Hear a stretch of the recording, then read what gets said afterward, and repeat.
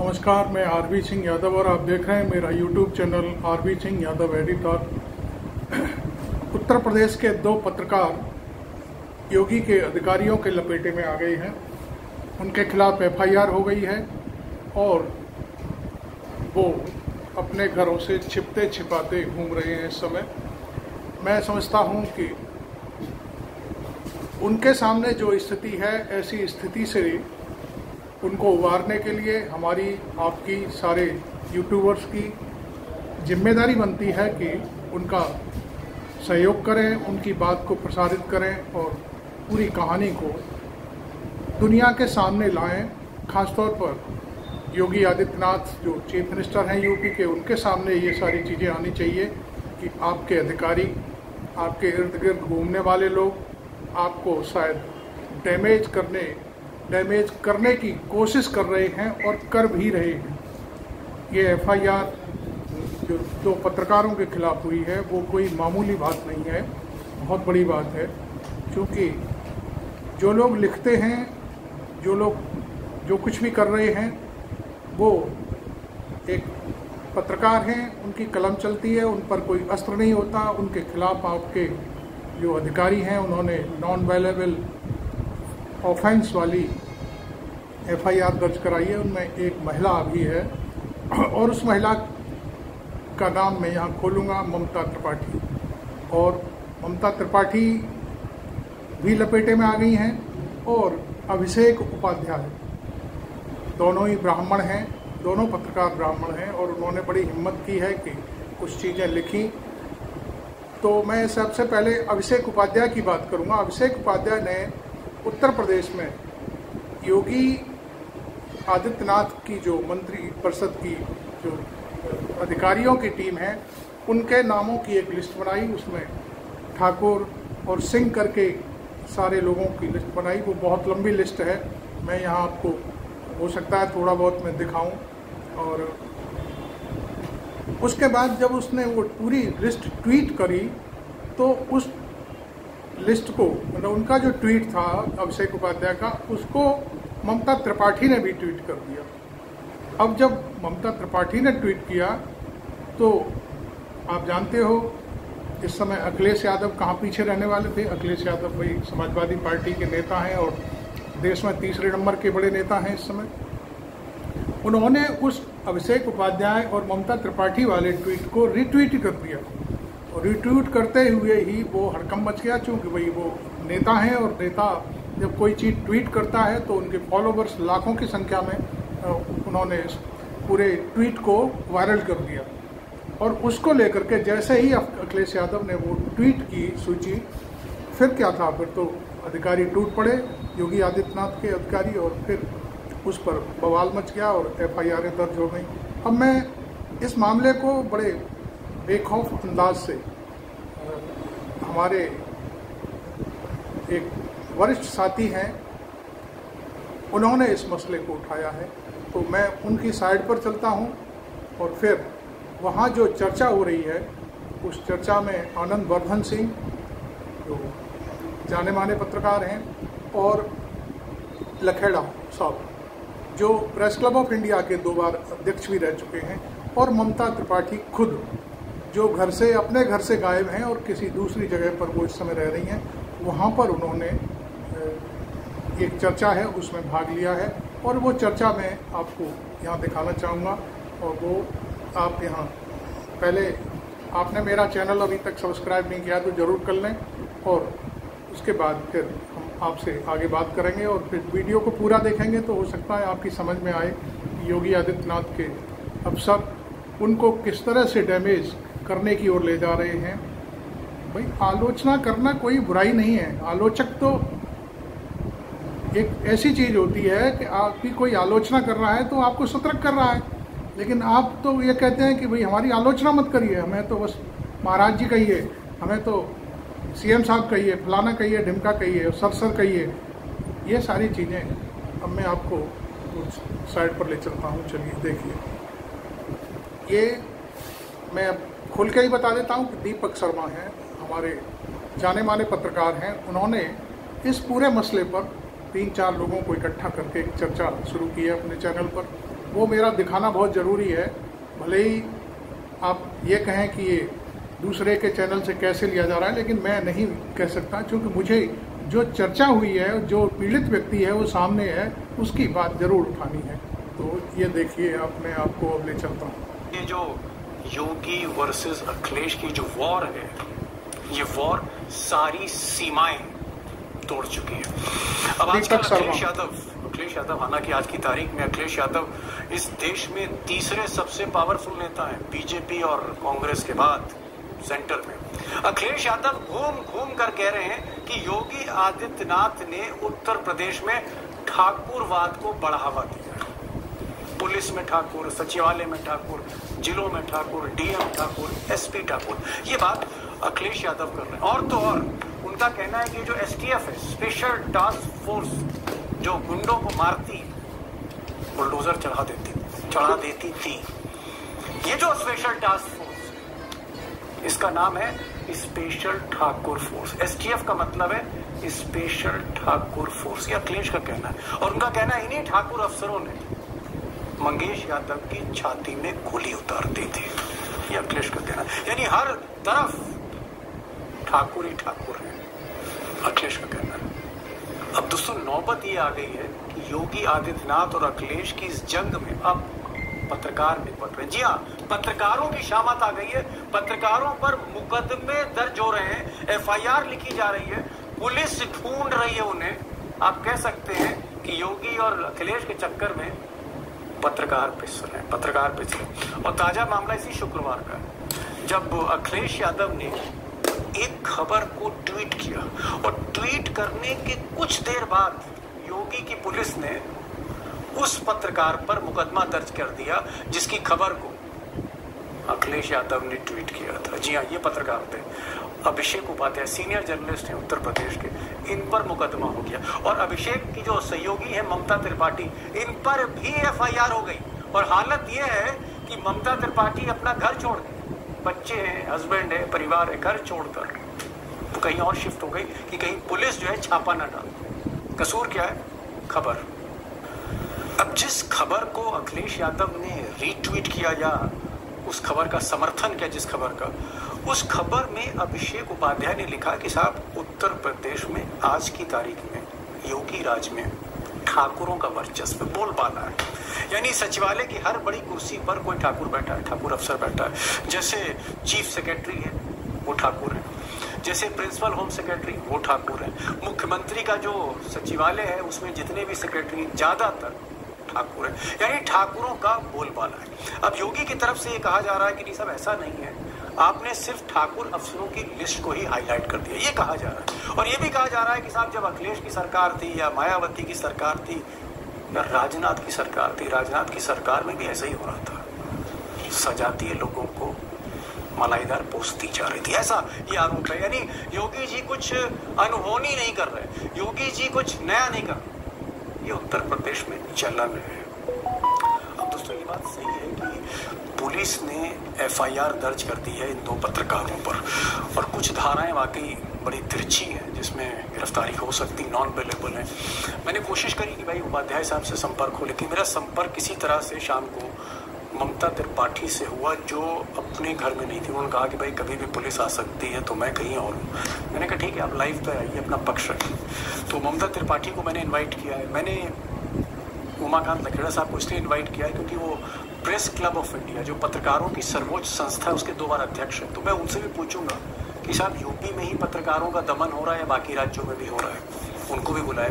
मैंने आनंद वर्धन सिंह साहब है, ठाकुरों पे बात है तो मैंने कहा एक सिंह को भी बुला लें, उनसे भी पूछें कि हकीकत क्या। तो आनंद वर्धन सिंह को भी मैंने लखनऊ से इन्वाइट किया। इस खबर को और इस डिबेट को आखिर तक समझने की कोशिश कीजिएगा। सवाल बड़ा है, क्या उत्तर प्रदेश में वाकई पत्रकार आज की तारीख में दबाव में काम करता है, सच बोलने से घबराता है और योगी के खिलाफ कोई खबर करने की हिम्मत नहीं दिखाता है, और जो हिम्मत दिखाता है वो क्या उपाध्याय बन जाता है? ममता जी, सवाल मेरा ये है कि आपने एक अभिषेक उपाध्याय जो पत्रकार हैं, उन्होंने ठाकुरों पर एक खबर लिखी कि साहब योगी जी ने ठाकुरवाद चला रखा है, उसको शायद आपने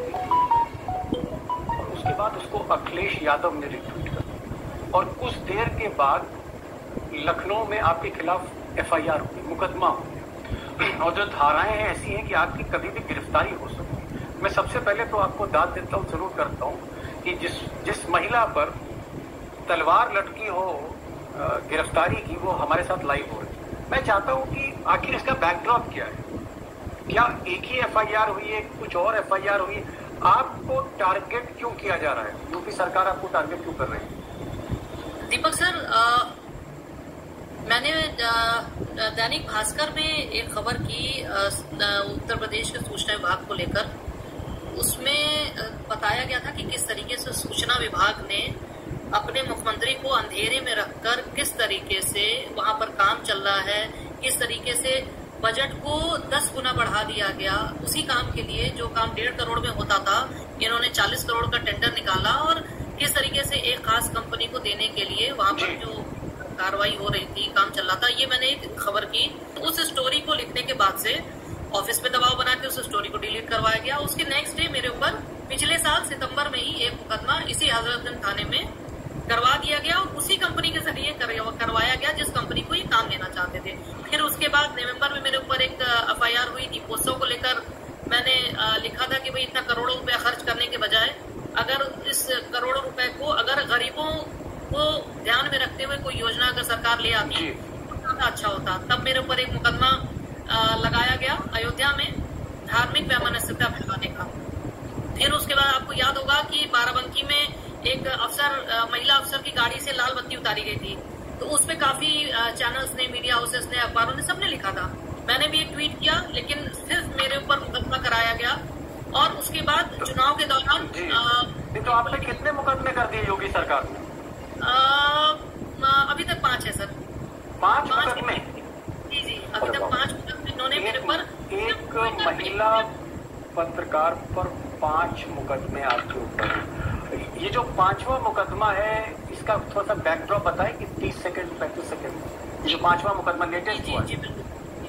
जी, इसमें अभिषेक ने एक ट्वीट किया था। उसमें बताया था कि उत्तर प्रदेश सरकार में, योगी सरकार में कितने लोग राजपूत अधिकारी, क्योंकि जिस तरीके से योगी आदित्यनाथ मंचों से बोलते हैं कि हमारी सरकार में जातिवाद नहीं हो रहा है और हम लोग पूरी तरीके से ईमानदारी से काम कर रहे हैं। तो अभिषेक ने एक कह लीजिए कि उसने एक लिस्ट बनाई थी। उसने उसमें लिखा था ठाकुरवाद या सिंह उपनाम के साथ उपकृत होने वाले लोग। तो उसने कहीं भी ये नहीं लिखा था कि हम क्षत्रियों की, राजपूतों की बात कर रहे हैं। सिंह उपनाम पर उसने एक लिस्ट बनाई थी और लिस्ट के साथ ही लिखा था कि किन किन इम्पोर्टेंट पोस्ट पर उत्तर प्रदेश में इस खास जाति के लोग तैनात हैं। उसमें जैसे ही उसमें सभी का नाम था, उनमें उन लोगों का भी नाम था जिन लोगों ने ये मुकदमा कराया है। तो उसको मैंने सीसी क्रेडिट देते हुए अपने ट्विटर हैंडल से भी ट्वीट किया और उसके बाद नेक्स्ट डे दोपहर अखिलेश यादव ने उस पर कोट ट्वीट कर दिया।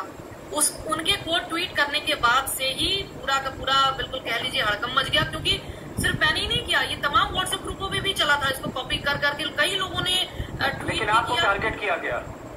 जी बिल्कुल, मुझे और अभिषेक, हमारे और अभिषेक के खिलाफ। आप बता सकते हैं ये जो नई धाराएं हैं, कितनी धाराओं में मुकदमा, थोड़ा सा बता सकते हैं क्या क्या चार्जेस लगे हैं?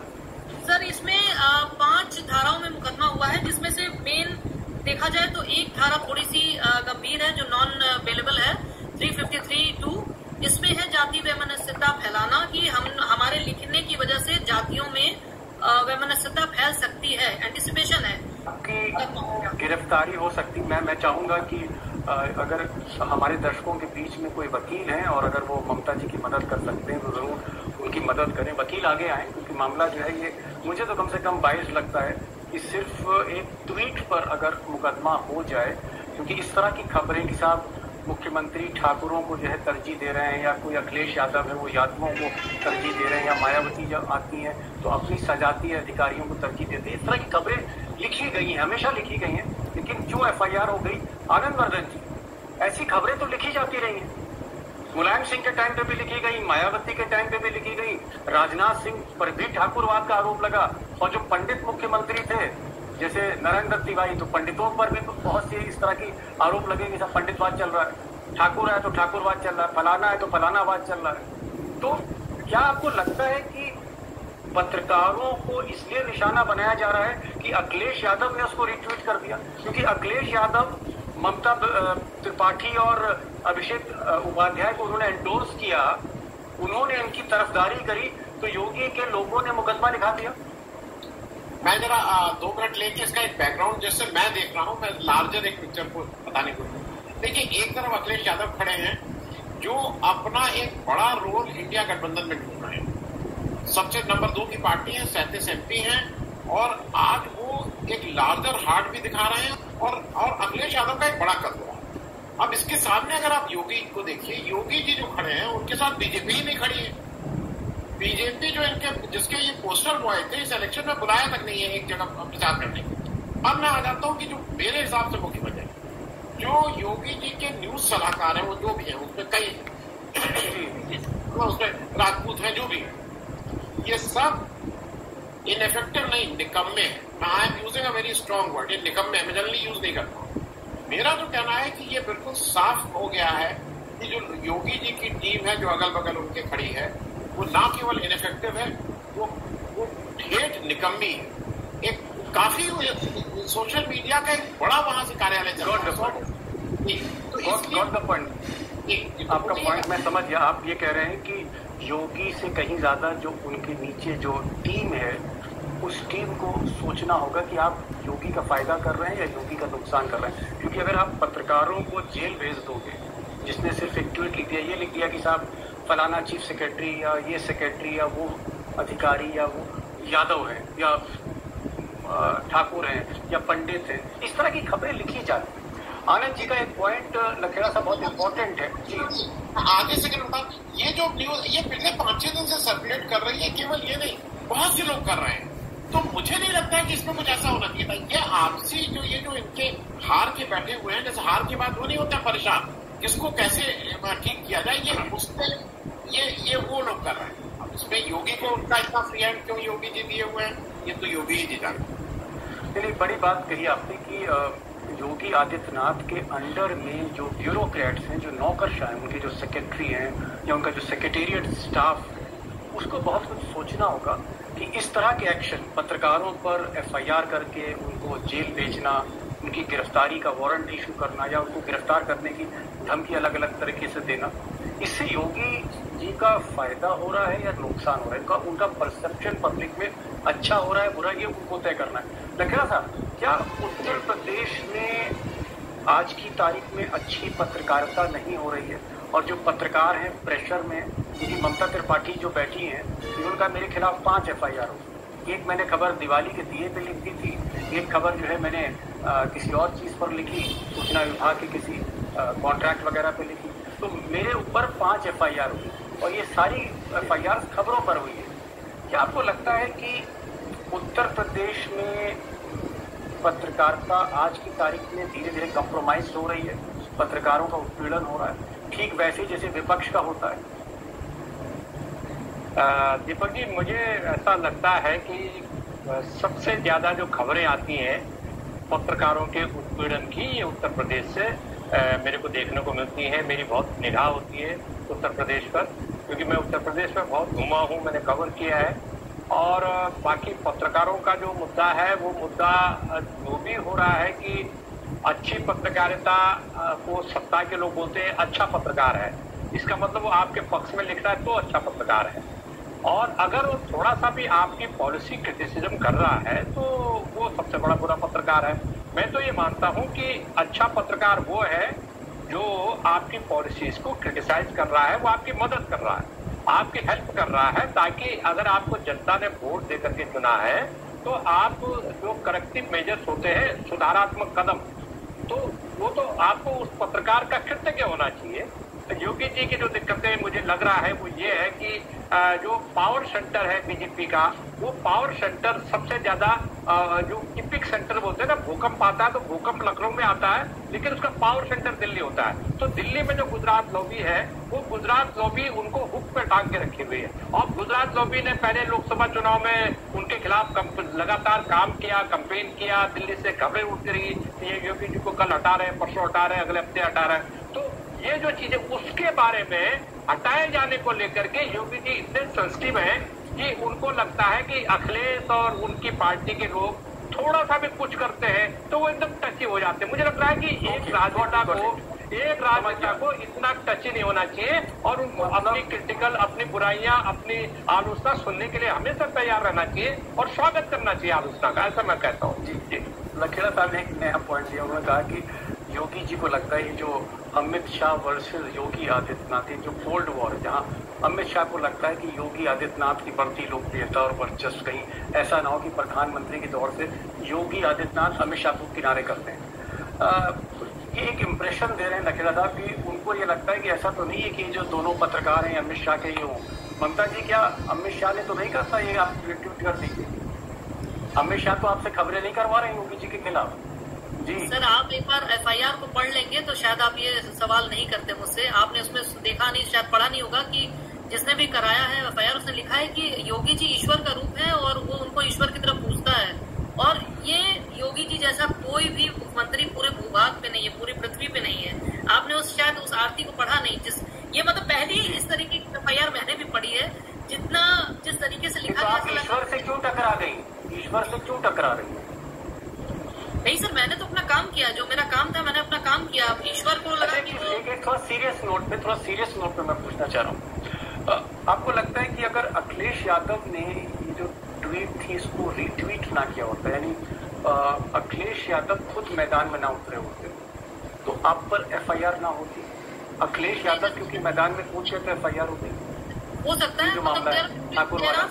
There are 50-50 chances. लेकिन अभिषेक के ऊपर भी जब से उसने राजा भैया के ऊपर जो मुकदमा, जो उनका भारती सिंह का जो तलाक का मुकदमा चल रहा था, उसने उस खबर को जब से रिपोर्ट किया था उसके बाद से उसके ऊपर भी 3 मुकदमे हो चुके हैं और ये 4था मुकदमा है उसके ऊपर। वो भी लगातार यूपी से रिलेटेड खबरें कर रहा था। उत्तर प्रदेश की सरकार का जो एकमात्र जो मुझे समझ में आया कि वो चाहते हैं आप कुछ भी वहां पर जो चल रहा है, जो राजा की इच्छा नहीं है जिसे देखने में कि वो जनता जान पाए, वो अगर आप रिपोर्ट करेंगे तो राजा की इच्छा के विपरीत जाएंगे तो आपको इन सब चीजों को झेलना पड़ेगा। इसीलिए वहां के लोग उनको महाराज कह के संबोधित करते हैं और वो भी इसी में खुश होते हैं कि आप मुझे महाराज कहिए। तो वो लोकतंत्र में अगर महाराज सुनने की अगर आपके अंदर ख्वाहिश हो गई और आपको चरण वंदना करने वाले लोग पसंद हैं तो फिर आप उनसे क्या एक्सपेक्ट कर सकते हैं? आपने क्या वकील आपको कोई लीगल प्रोटेक्शन कोई संस्था दे रही है, कोई नहीं सर, नहीं, अभी फिलहाल तो इंडिविजुअल ही मैंने बात की है, अभी तक तो नहीं, क्योंकि मुझे लगता नहीं था कि मतलब इस तरीके की किसी तरीके क्या इस तरह का आपको कम्युनिकेशन हो रहा है कि आपकी गिरफ्तारी हो सकती है, आपको गिरफ्तार करके जेल भेजा जा सकता है? सर, जितना आज जो है बहुत इतना शोर शराबा हो चुका है सोशल मीडिया पर, तो मुझे लगता है कि शायद ये अगर ये गिरफ्तार कर लेते हैं तो ये इनके लिए बहुत बड़ा सेटबैक होगा। लेकिन जो जिस तरीके से मदान है तो ये कुछ भी कर सकते हैं। क्या आपके घर में आपकी फैमिली, आपके बच्चे और आपके हस्बैंड वगैरह, मदर फादर जो हैं, वो आपको कुछ कह रहे हैं कि आप घर जहाँ रहती हैं आप दिल्ली चली जाइए, बॉम्बे चली जाइए, घर परेशान है? घर पे नहीं हूँ इस वक्त, क्योंकि जैसे ही था वो कॉग्निजेबल ऑफेंस है, नॉन अवेलेबल है 353, तो मुझे लगा कि शायद ये कर सकते हैं। क्योंकि अगर आप बहुत विंडिक्टिव हो मुझे लेकर कि भाई इसको निपटाना ही है, इसको जेल में डालना है, इसको गंभीर धाराओं में मुकदमा कराओ, तो फिर तो कुछ भी कर सकते हैं। ये सरकार किसी को सुनना ही नहीं चाहती। तो फिलहाल मैं घर पे नहीं हूँ, लेकिन मुझे लगता है कि सरकार न्यायालय से मुझे इस पे न्याय मिलेगा। बिल्कुल न्याय मिलेगा। और मुझे लगता है बड़ी ये विकट परिस्थिति है। एक महिला जो पत्रकार हैं, शादीशुदा हैं, बच्चे हैं और इस वक्त उनको अपना घर छोड़ना पड़ा, यानी बच्चे भी देखने हैं, रिपोर्टिंग भी करनी है, एफआईआर भी झेलनी है, जेल जाने की तलवार भी लटकी और ये सारा कुछ रिपोर्टिंग को लेकर होगा। लखेड़ा साहब, ये जो सिचुएशन है, आपको क्या लगता है कि योगी जी को इस मामले में इंटरफियर करना चाहिए? क्योंकि इससे कुछ फायदा तो होगा नहीं कि आप पत्रकार को जेल भेज देंगे। मैं सोल्यूशन जानना चाह रहा हूँ। आप प्रेस क्लब ऑफ इंडिया, पत्रकारों की सर्वोच्च संस्था के 2 बार अध्यक्ष रहे, एक नेशनल बॉडी के, क्या होना चाहिए? योगी को क्या इंटरफियर करना चाहिए? इसमें सॉल्यूशन क्या है? ये जेल ना जाए।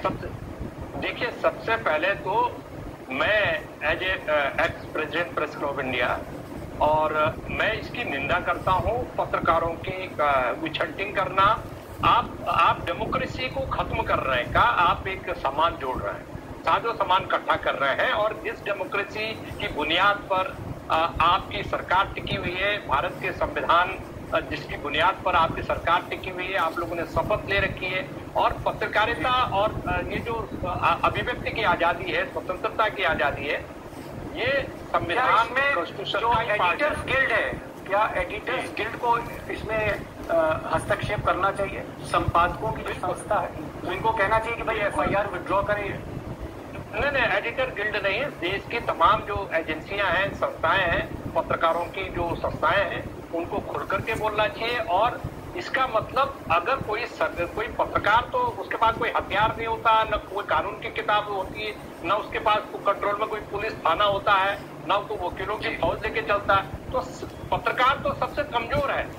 और उस कमजोर व्यक्ति को अगर आप एक उसको परेशान कर रहे हैं, उसकी फैमिली को तंग कर रहे हैं, उसको हरेस कर रहे हैं, तो ये तो कायरता है। ये कभी भी इसको बहादुरी नहीं कह सकते। और आप एक मैसेज भेजना चाहते हैं, जिलों में देश के दूसरे पार्ट में ये मैसेज भेजना चाहते हैं कि हमने फलाना पत्रकार को मुकदमा कायम कर दिया। अरे आपने अपने पैरों पर कुल्हाड़ी मारी है, आप जिस पेड़ पे चढ़े हो उसको काट रहे हैं। तो मुझे लगता है कि बहुत गलत है, डेमोक्रेसी के खिलाफ है और संविधान के खिलाफ है अगर आप पत्रकारों को टारगेट करते हैं। जी, योगी जी को सोचना चाहिए और मुझे लगता है एक बड़ा कद दिखाना चाहिए। He should be a statesman. एक स्टेट्समैन बनिए। पॉलिटिशियन तो हर तरफ है, हर गली में। अगर स्टेट्समैनशिप होती है योगी जी में, और वो एक स्टेट्समैनशिप का एक आप कह सकते हैं एग्जाम्पल देते हैं, तो ये FIR वो वापस कर सकते हैं, चीफ मिनिस्टर चाहे। बहरहाल वो योगी जी पर मैं छोड़ता हूँ। मैं आपके पास आना चाहता हूँ सिंह साहब। मेरा सवाल ये है कि आपको लगता है कि अखिलेश यादव और योगी आदित्यनाथ, ये जो मंगेश यादव के बाद दोनों के बीच में नोक-झोंक हो रही थी और बढ़ती चली जा रही, सारी सीमाएं टूट रही थी, बहुत पर्सनलाइज्ड एक आप कह सकते हैं जंग हो रही थी, योगी वर्सेस अखिलेश।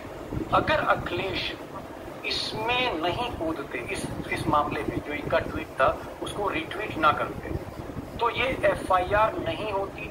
क्या अखिलेश योगी के झगड़े में ममता जी जैसी पत्रकार ने बढ़ गई? नहीं, देखिए, मैं आप क्योंकि मेरा असिस्टेंट पूछ रहे हैं तो ये हो सकता है भाई ये बहुत ये फिर बर्ड्स पे है। मेरा अपना व्यक्तिगत मामला ये है कि योगी और अखिलेश की झड़प ये नई नहीं है। मतलब विधानसभा के पटल पे जब योगी उनसे कहते हैं कि तुम्हारे पास यहाँ है, तो वो उनसे कहते हैं तुम्हारी गाय, तुम्हारी भैंस, इस तरह की बातें कुछ पहली बार नहीं हो रही। बहुत व्यक्तिगत और निम्न स्तर पे इन लोग आपस में बात करते हैं। मेरा अभी भी ये मानना है कि कढ़ाई से ज्यादा कलछी गर्म है। ये जो इनके अगल बगल के लोग हैं, और मैं इसको इसलिए कह रहा हूँ, मैं एक छोटी सी बात करूँ जिससे चीजें शायद ज्यादा समझ में आ जाए, और मैं इसलिए कह रहा हूँ कि ये बोलना जरूरी है। नहीं बोलेंगे तो लोग, आज उत्तर प्रदेश में मान्यता प्राप्त पत्रकार जो राज्य पे लेवल पे बहुत संख्यक, उसको ना एक शब्द लिखते हैं, ना एक शब्द आपको कहीं दिखाई देंगे, वो कहीं है ही नहीं। वो इन लोगों ने ये फौज इकट्ठा की है ना योगी जी ने, ये केवल उनके चारों तरफ जाके गणेश परिक्रमा करते हैं।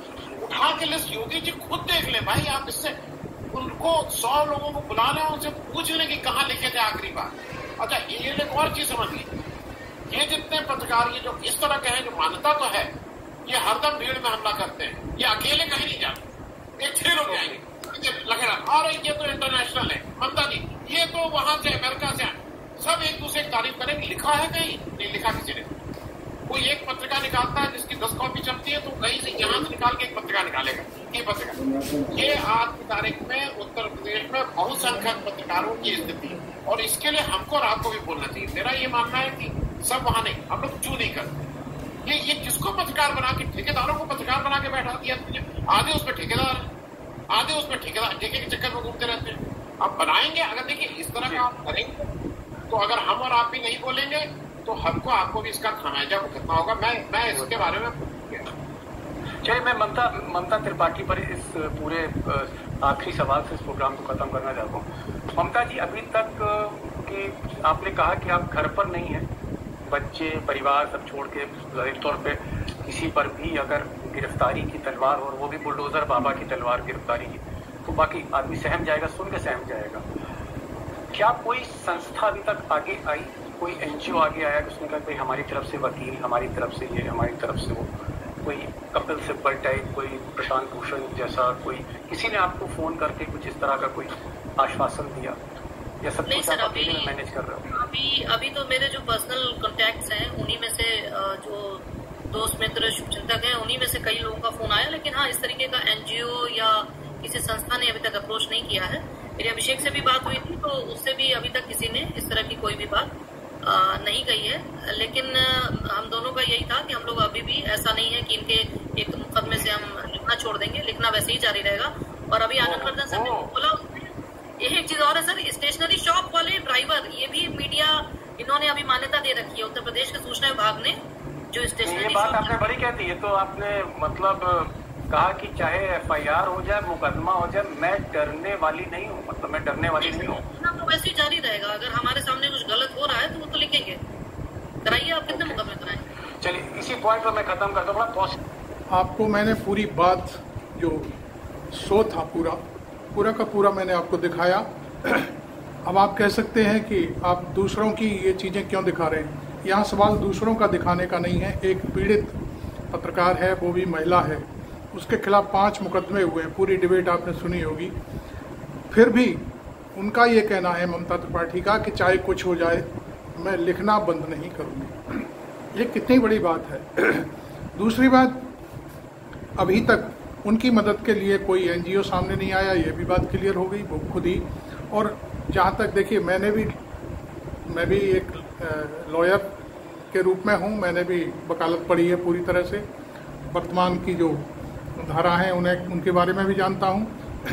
ममता त्रिपाठी यदि हाईकोर्ट चली जाती हैं इस मसले को लेकर के, तो ये जो एफआईआर है 2 मिनट भी नहीं टिकेगी, क्योंकि इसमें बहुत सारे लूपहोल हैं। क्योंकि ये जो एफआईआर हुई है वो सिर्फ और सिर्फ केवल खबर लिखने पर हुई है। ममता त्रिपाठी ने और अभिषेक उपाध्याय ने कोई ऐसा क्राइम नहीं किया है। सूचना दी है, सूचना सच है। आपका चीफ सेक्रेटरी ठाकुर है, आपके और भी जो पूरी सूची है वो ठाकुरों की है, तो निश्चित रूप से उन्होंने उस चीज़ को बस अपने कलम से लिखा है। उसमें गलत क्या है? मैं समझता हूँ कि जहाँ तक मेरा अपना सोचना है, एक लॉयर होने के नाते, एक कानूनविद होने के नाते और एक जर्नलिस्ट होने के नाते मैं ये कह सकता हूँ कि इस मुकदमे में कोई दम नहीं है। और ये सिर्फ और सिर्फ जो अधिकारी इर्द गिर्द घूमते रहते हैं, आनंद भाई ने जो बताया कि उनकी गणेश परिक्रमा करते हैं, इस तरह के केवल दिखावा करते हैं, ऐसे लोग योगी आदित्यनाथ को खुद ही कमज़ोर कर रहे हैं।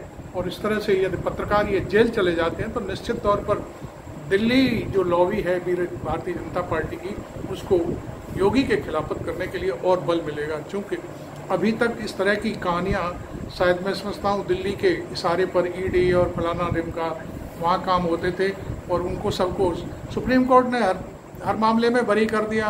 तमाम केरल की एक जो पत्रकारों का समूह था उसको बिल्कुल क्लियर कर दिया। बहुत से और भी सवाल थे तमाम, तो सब पब्लिक डोमेन में है, सब जानते हैं, आप लोगों को क्या समझाना।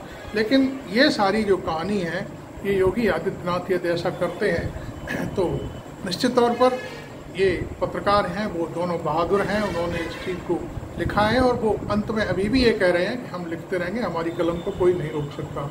एफआईआर क्या होती है? कुछ नहीं होता। Thank you very much. मैं आरबी सिंह यादव।